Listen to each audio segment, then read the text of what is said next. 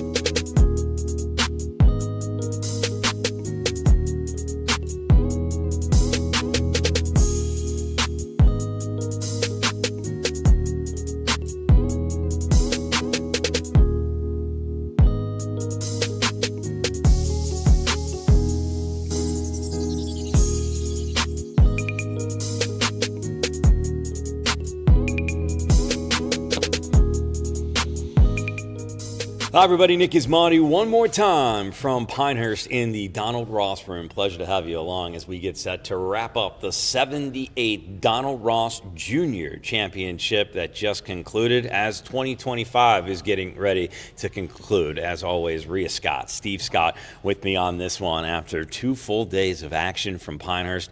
Champions were crowned and some epic golf was played in some very frigid temperatures. Congratulations to both of you on surviving, and it's nice to be back inside here with you, warm and alive. Absolutely. Steve was saying he's just been working on shedding some layers here. He said he thought he had 6 layers on today. Was that the record? Yeah, I had 6 layers on the top, 3 on the bottom, 2 pairs of socks, and I was going for more. And it's amazing the scores that our players shot under conditions like this today. So many under par scores out there. When we were talking during the morning show, we talked about the fact that, hey, listen, it'll be, we're going to see some numbers might be tricky. We thought that maybe the winner was going to come off of number 5 for the 15 to 18 boys. Ended up seeing some incredibly low scores. The resilience of these athletes was just phenomenal today. Incredible golf, and we'll get into it here just a little bit more. But I guess we'll start with what you saw on course number 1. Let's talk through the 11 under boys that you saw a little bit of, but also obviously all the girls. Yeah, so the girls division, again, can't say enough about Severa Sandhu and the round that she put together today. She shot 30 on the front 9. Ooh. Flawless front 9, 4 birdies, no bogeys, just incredible golf. Looked composed and on a mission all day. And 11 and under boys, Ethan Lee closed it out. I mean, under par. to close out the tournament. He's a champion through and through. That kid, again, another one that plays with some swagger. So Ethan Lee was out on a mission as well.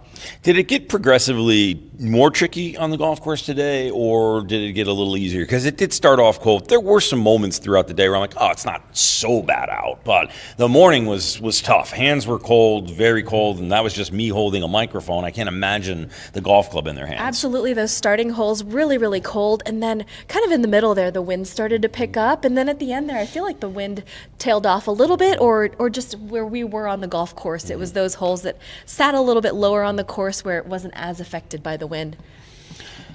On your side, it was a crazy tournament because it was contested over multiple different courses here spread out across the property. And if you've ever been to Pinehurst, you know that some are centrally located and others are a little bit of a distance away. That's what we ran into with the 15 to 18 boys. This course was primarily played on 8 and 5. That's where the 15 to 18 boys were. Obviously, number 1 was in play. Number 4 was in play. Also, we'll get to that in a minute. But we had to make a decision this morning based on where the leaders were and how to exactly cover them. And we truthfully thought that the leaders and the winner of the 15 to 18 boys would eventually come off of 5. Yesterday, in round number 1, that's where the lower scores were. That is consistently a quote-unquote easier golf course.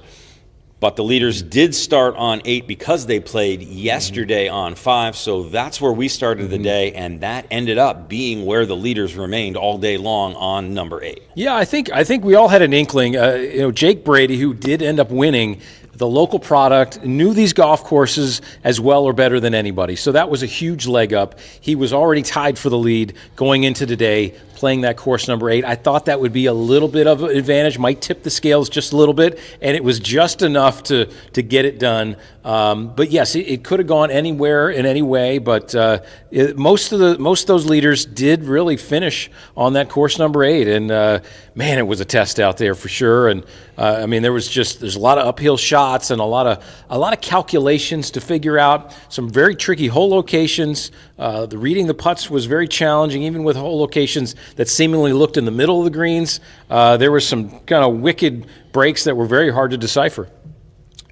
For you on 8, where did the tide sort of turn a little bit, because the scores were obviously higher on your side? Well, I mean, hole 8 and 9 played very difficult. It was a long par 3 and a tough par 4, back up into this northwest wind. That was a part that really got going. I mean, for Jake Brady, he didn't make a birdie till the very last hole today. It was just a lot of great par saves. He started on the 18th hole, his first hole today, and it was right in the beginning. It was very cold, working up the hill into the wind. He actually made a great up and down from about 40 yards for par to start his day.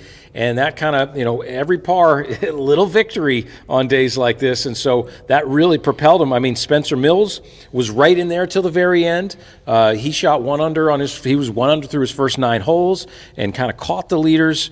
Christopher Morrow was out there. He ended up bogeying his last couple holes to fall back and finish at 4 over. He could have won with a birdie finish in the last couple holes. I mean, it was anybody's ball game. When you have almost 170 players out there in the field, anything is very possible, and anything kind of did happen. There was a dramatic moment when we thought there potentially was going to be a playoff, so we were restaging for that because the scoring app had a couple little glitches, and then there wasn't. I can't even imagine the roller coaster of emotions that must have been going through the players' minds when they were hearing all this scuttlebutt. And then, of course, they were on 8, so they were coming over here to have the playoff on 17 and 18 on course number 5. I'm like, oh my gosh. Yep. It has to be tricky on them. Yeah, given the nature of how this event has to be played out with the shortened daylight, the cold mornings like this, we had even an extra 15-minute frost delay. They were actually going to start. Original plan was to start at 10 a.m. Nolan Miller pushed it back to 10:30, and at the last moment, they had to push it back to 10:45 to start, and they finished very close to dark. So shotgun start was really the only way to play it. And so, where you start on the golf course really made a difference with Jake Brady finishing on a downwind par 5. I think that made a huge difference in the whole outcome of it, very potentially right there. But just kudos to everybody for playing great and for playing hard on the holes that they did play and start and finish on. Just great stuff out there. I know you have some other things that you want to touch on. We want to remind everybody that this was covered in totality today, you should absolutely go back and watch through our coverage if you didn't catch it while it was live, because there were some incredible golf shots made out there and some incredible drama. We'll get to the 12 to 14 boys in a moment, but Rhea, what else did you have on your side? I know you had some shout outs you wanted to touch on. Yeah, well, a couple things here. It was a 3-person race for quite a long time. Ella Spence was right in there. Ira Joshi was right in there. She was our overnight leader. I was just looking here, and Ira shot, 34, which is even par on that front 9. She birdied number 9 to bring it within a shot, I believe, but just didn't have the finish that she wanted to. Had a few bogeys there in her last few holes, so that's what really allowed Severa to run away with it at the end there. But shout outs to, Addison Garner, champion of the girls 12 to 14 division. She shot 72-76. And then Angelina Chang in the 11 and under girls division. Incredible scores of 68-69 in girls 11 and under. I mean, the future is bright for Angelina, and I hope she continues to come back playing in this event. Now, Nick, one of the things that I did hear Nolan saying is that the winner of this, well, at least in the girls, I'm not quite sure in the boys, but the girls champion gets an exemption into the North and South Women's Amateur. Really prestigious amateur event here at Pinehurst, and I didn't realize that there was that extra carrot dangling for the players for the win. And an event that you'll be able to see this summer here on Baby Grand as well. But yes, I mean, the history and the lore and the tournaments that this opportunity provides, it's incredible. A tough tournament to make right after the holidays, cold weather, right before the new year, but certainly worthwhile. Absolutely, absolutely, especially with, again, didn't realize there were those exemptions on the line, but just really, really special to be part of Pinehurst golf history. Well, we made the decision to cover the 12 to 14 boys today when we saw the way that the scores were changing on the 15 to 18 side. And so I was lucky enough to post up on course number 4 today from start to finish with the 3 leaders that started the day. It was Jack Cole, it was Oliver Shawn, and it was Bryce Lloyd, all at 1 under to start the day. They all bogeyed their first hole, which was hole 18 on course number 4, and then from there out, it was fireworks. The story for most of the day was Sean Oliver. He did bogey that 18, but then after that went on a 5 birdie run to have a 4-shot lead at one point, but then it was Jack Cole. One of the most composed golfers I have ever seen. Bogeyed the first, had a bunch of pars, ended up bogeying hole number 6. He got a birdie on 8, an eagle on 9, and then another birdie on 10, a few pars, and then birdied 15, 16. The birdie on 16 ended up tying him for the lead, so they were both at 5 under. Oliver Shawn and Jack Cole going into the par 5 17th hole, which was their 18th hole of the tournament. Both hit perfect drives right down the middle. A really impressive second shot by Oliver Shawn put him just in front of the bunker on the left side of the green downhill. And the second shot by Jack Cole, when he hit it, we thought had found the pine straw on the right. Looked like he was going to be in trouble. Looked like this might come down to a playoff or advantage Oliver Shawn. Turned out Jack Cole was in fine position, managed to put his shot very close to the pin, a 12-foot putt, and unfortunately Oliver Shawn's chip didn't make it onto the green. Ended up getting it close for a birdie, ended up making a par, and then Jack Cole, with a 12-footer to win, dropped it to win it on the 18th green in absolutely incredible fashion. Incredible fashion. It was certainly one of the most exciting moments that I've actually ever been a part of in 3 decades of covering sports. And I've seen a lot of stuff, but to watch a 14-year-old boy come down the pipe and do it, and then to have conversed with him throughout the week and understood that his grandpa recently had passed away, is a bit of a legend here at Pinehurst, whose name is adorned along these walls in several places. And now young Jack Cole gets his name up there with his grandpa's in these hallowed grounds is just the kind of stuff that gives you goosebumps. If you don't have emotions during that, I don't know who you are. I think that's the coolest thing about all these great events at Pinehurst, from the North-South Juniors, from the North-South Amateur, the Donald Ross Junior Championship here. I mean, you're going down in history here in the cradle of American golf. I mean, this is so cool. You come through here, and you're going to be able to see your name forever. And your next generations of Coles will see that name. I mean, it's really, really neat to have that lore and that connection to the game that they have here. They've done such a great job just down this main hallway in the last few years, documenting all of the great U.S. Opens, U.S. Amateurs. I mean, the trophies that adorn this hallway. Amongst the names and just that you feel everything that's happened here on all these courses, and it's far from being done. It's going to just continue to infinity, it seems like.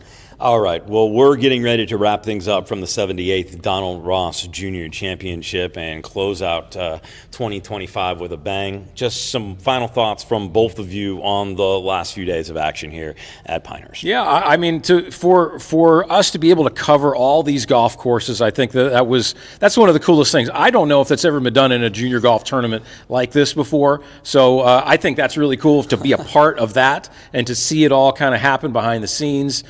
There's lots of things that have to happen to make it work, and just kudos to everybody involved for making that happen, because it's cool. Like you said, it kind of gives you goosebumps when you help these young junior golfers create these memorable moments that will last with them for generations. It's too cool. Rhea? For myself, a little bit of the same.